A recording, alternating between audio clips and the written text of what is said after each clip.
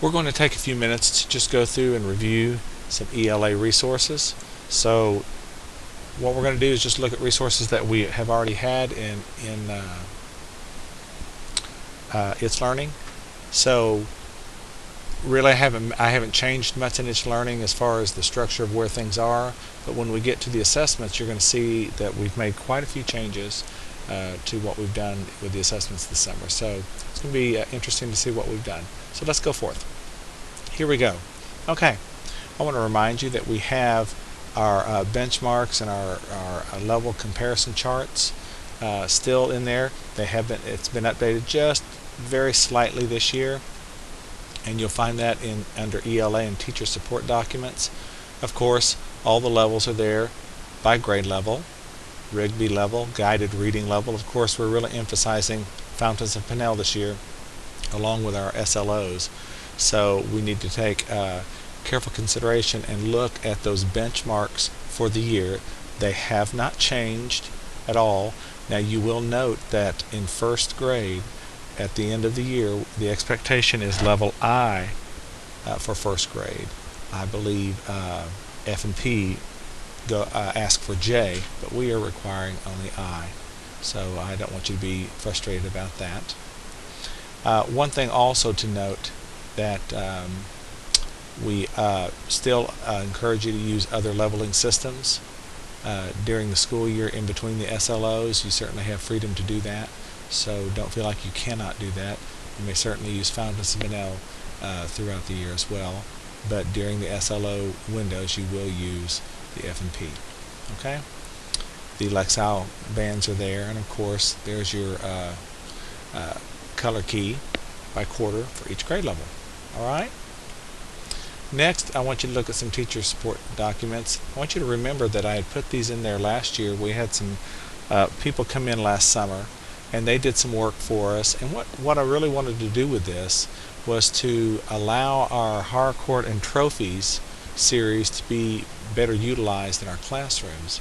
Not that we want to be able to open those anthologies from the beginning and read them from start to finish, but to be able to pick and choose what stories may be best suited for students. So of course, like I said, we have Harcourt and Trophies, and we have Reading Street.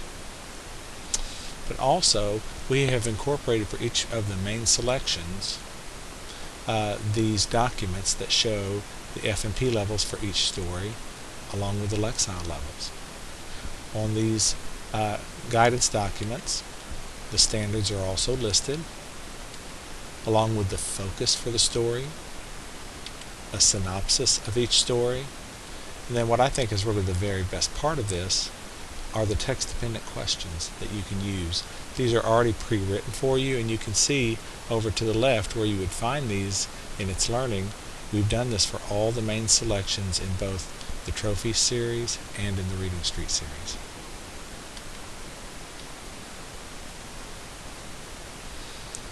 Here's another look at it.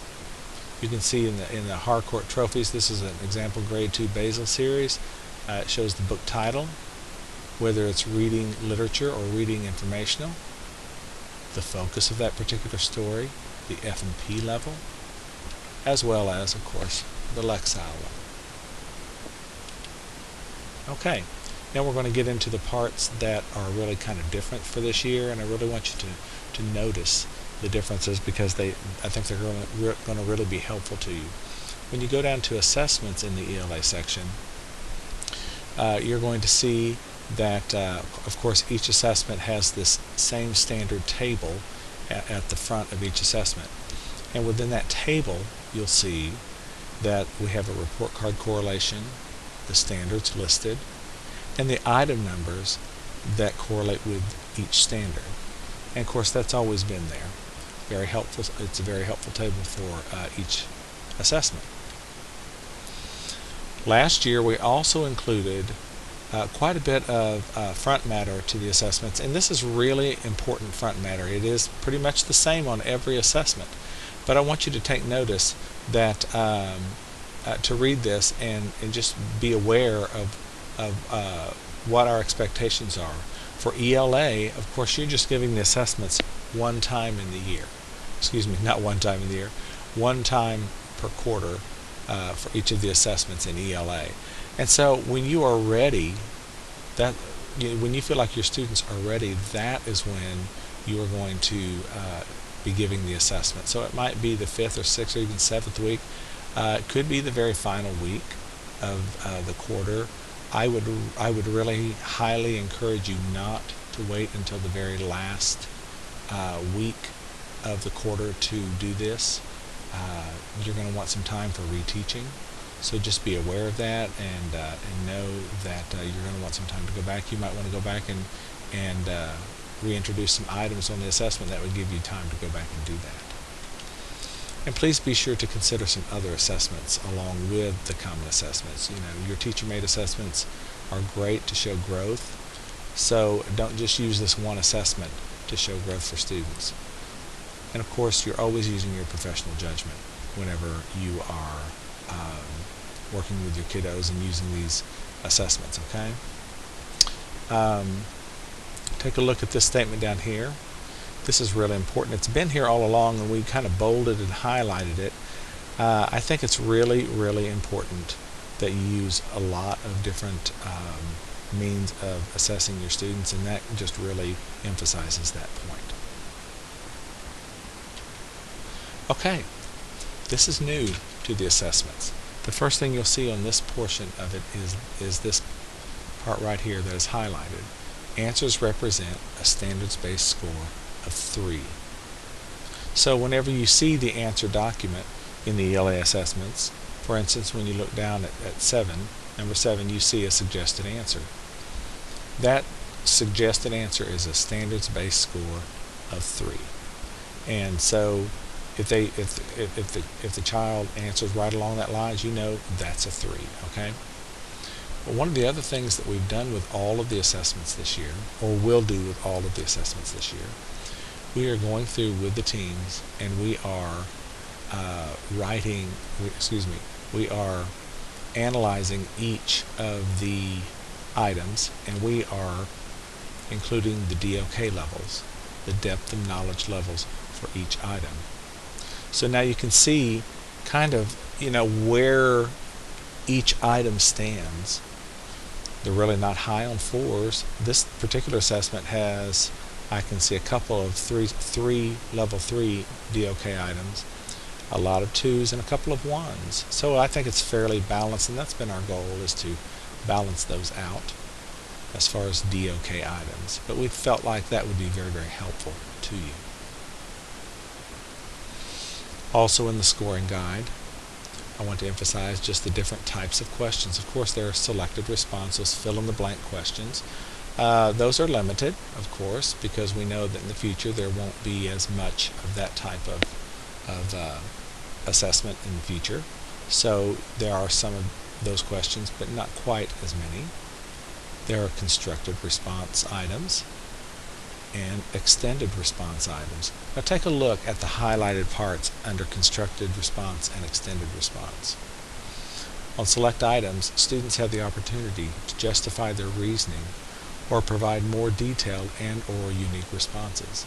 In such cases, students have the opportunity to exceed the standard and therefore earn a 4. And what we're referencing there is when you're scoring that item. So we felt like when a child has an opportunity to construct a longer response or an extended response, a longer piece, they have an opportunity to really dig in and give a little more meat and show what they know, and to show their own thinking related to the question, bringing in other sources, other thinking, their own knowledge beyond what they are reading just right there in the text. And that's very critical to work to earn that score of a 4. And if you look down just a little bit lower, it says select items in this assessment are coded with 1, 2, 3, 4. This indicates an item in which a student could produce level 4 scores on the grade level report card rubric. Some of the items on each assessment you will see are coded in this way with the 1, 2, 3, and 4. When you see that, those are those items where students have an opportunity to show that work for a 4. And then we've added this year, an optional score report for parents. I want to emphasize to you that this is optional. It is not required. But we do feel like it is a good tool for you, whether you use it in-house for yourself, amongst yourselves, or you produce it for parents. I think you're going to see that it is a great tool. And we also encourage you to use that score report. Let it be a grade level decision, that you do it together. And so it's just going to really help as you're sending information to parents. They're going to understand how students are scoring on these common assessments. Okay, so this is standard on every assessment. You'll see this. So let's take a look at one of the score reports. Okay, this one is a score report for an upper grade student. Okay, but it's a 5th grade score report for parents. I want to show you the highlights of that. It looks very familiar. It looks like the front table on any given common assessment. It has the report card correlations, the standards, the item numbers, an opportunity to provide a standards-based score, as well as a summative percentage score. So this gives you an opportunity to break down the assessment and to give multiple percentage scores within the assessment. So you can see you have lots of opportunities for grades here, should you choose to do that. Again, you can use this for yourself. You can use this to communicate with parents. We think it's a really powerful tool for you to show what kids are doing on the common assessments. Here's another score report for parents. Right here, it has the standards-based score only because this is a lower grade. This is a 2nd grade report. Every score report for parents has a place for a parent signature, a place for parent-teacher comments. Okay. All right. Let's take a look at what we've done with assessments, and this is kind of a screenshot of both an upper grades and a lower grades assessment. The top part of the screen shows a 2nd grade assessment. What we've done is we've included some text boxes at each item. And so at the item level, you will see that for number 1, this particular question relates to ELA CC2 RL1. Okay? So you can know that particular standard is assessed at that item. Number 2, both of those standards are assessed with that item. Okay? Look down at the bottom part. This comes from a 4th grade assessment. It's a writing portion. You'll notice all of the standards are listed, 5 of them there. But look at the bottom of that text box. You see that 1, 2, 3, and 4. Here's an item where students have an opportunity to show their work, to show where they could really rock the house here and earn a 4 if they really were thinking outside of the box and really extending themselves. So, you're going to see that throughout the assessments. Not every question, just 2 or 3 perhaps on each assessment. So we want you to be aware of that. So just looking at that. Also, just wanted to remind you that we have several video components embedded within the assessments. I want to remind you that we do have handwriting resources, and because we do give a handwriting grade, we do need to be teaching handwriting in our classrooms. All right, so we do have lots of handwriting resources in its learning, and you can find those resources in that section, just like that. Not to leave the upper grades out, of course. By 3rd grade, you're beginning to teach cursive writing toward the end of the year, and into 4th grade, of course. And so here are some cursive writing resources for you, and some free apps that you can use. And then, of course, we don't want to leave spelling out. So we have lots of spelling resources for you. and you'll find them there under Shared Resources. And there they are. Okay, so there you have kind of the overall review. I have one more screen for you that I want you to look at. You're aware that we have purchased for the district-wide Ready Common Core. Along with those books come the Teacher Toolbox. To the right there, on the bottom, you see the access codes for the Teacher Toolbox for ELA. So take note of those and go in and log in, and you'll have access to all the really great stuff that is in there. Above that, you see the components that are part of the Teacher Toolbox, the Ready Student and Teacher lessons, the tools for instruction, and the interactive lessons for supporting skills. So that's really it. I really wish you all a great year, and let me know how I can help you. Thank you very much.